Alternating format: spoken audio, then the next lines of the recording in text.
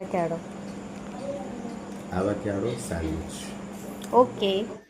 Hi friends, avocado to sandwich recipes. ఇలా ఆవ ఒక చాపర్ తీసుకొని దీంట్లో గ్రీన్ చిల్లీ, ఆనియన్, టమాటో, కొత్తిమీర, కట్ చేసుకున్న avocado, lemon, chilli flakes, salt వేసుకొని మంచిగా బ్లెండ్ చేసుకోవాలి. ఇలా చాపర్లో చాప్ చేసుకున్న తర్వాత పెనం తీసుకొని బటర్ లేదా ఘీ వేసుకొని బ్రెడ్ని రోస్ట్ చేసుకోవాలి. అవకాడో